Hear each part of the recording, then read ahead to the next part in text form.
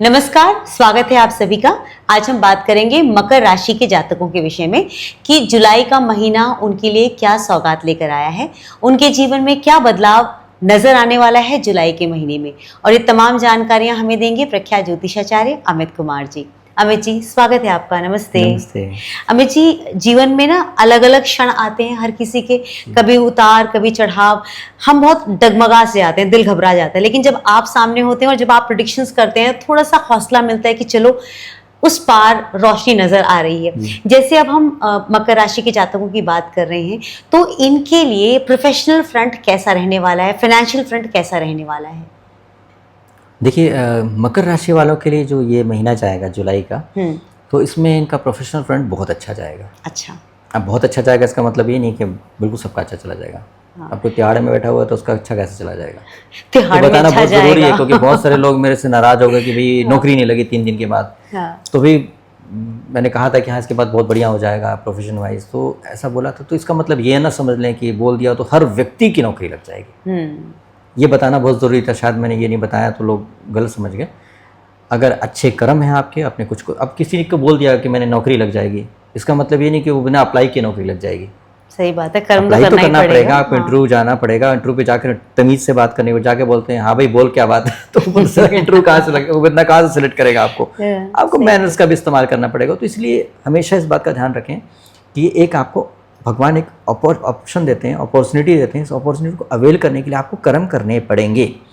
सही बात। अगर आपने अच्छे कर्म किए हुए हैं तो आपको बहुत आसानी से चीज़ें हो जाएंगी, नहीं किए हैं तो नहीं मिल जाएगी। ग्रेजुएशन बहुत लोग करते हैं, लेकिन ग्रेजुएशन करने के बाद भी जॉब उनको ही मिलती है जो ठीक तरीके से अच्छे मार्क्स के साथ, या अगले कॉलेज में एडमिशन मिलती है, या यूनिवर्सिटी में एडमिशन मिलता है, इंजीनियरिंग कॉलेज में एडमिशन मिलता है, तो वो भी आपके क्वालिटी की वजह से कि आपने कितने परसेंटेज लाए और कितने एलिजिबल है ना। तो ग्रेजुएशन कर लिया इसका मतलब तो वैसे ही हो जाता है कि इस राशि में तो आपको भगवान ने जन्म दे दिया, आपको जन्म दे दिया, लेकिन इसके बाद आप कितना परफॉर्म करते हैं, उसमें अच्छे कर्म करते हैं, उसके बाद उसी हिसाब से आपको रिजल्ट उसके मिलेंगे।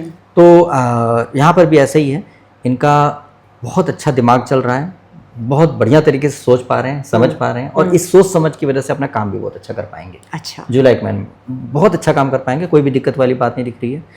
दिक्कत थोड़ी सी यहाँ पे आ रही है कि पैसे के मामले में दिक्कत आ रही है, इनके पैसों में गड़बड़ हो सकता है, इसलिए बहुत ज़्यादा सावधानी बरतनी है। मतलब ये गड़बड़ कैसा वाला? ये वो लोग हैं जिनकी ओटीपी से पैसे जा सकते हैं, ये वो लोग हैं जिनके पैसे में फ्रॉड हो सकता है, ये वो लोग हैं जो पता लगा कि माल तो भेज दिया, पेमेंट ही नहीं आ रही है, धोखा था, माल पहुंच गया, वो तो फ्रॉड बंदा था, ट्रक लेके भाग गया, वो पेमेंट ही नहीं आ रही, वो तो बंदा जेन्युइन बायर था ही नहीं। ऐसी बातें हो सकती हैं। अब ये मतलब नहीं कि मैंने बोल दिया तो आप घबरा करके एकदम बिल्कुल सावधानी बरतिए।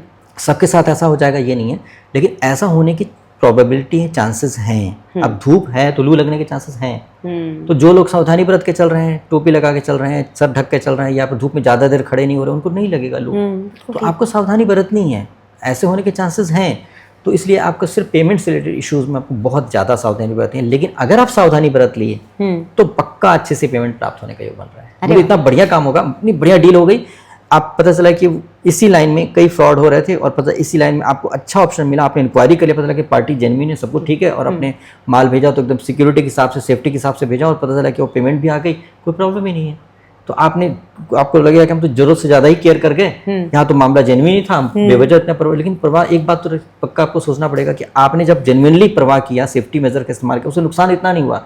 लेकिन अगर गड़बड़ होता तो आप बच जाते ना। हाँ, तो इसलिए सेफ्टी का ध्यान रखने में चूके नहीं, तो बहुत अच्छी तरीके से, बहुत बढ़िया तरीके से काम कर पाएंगे।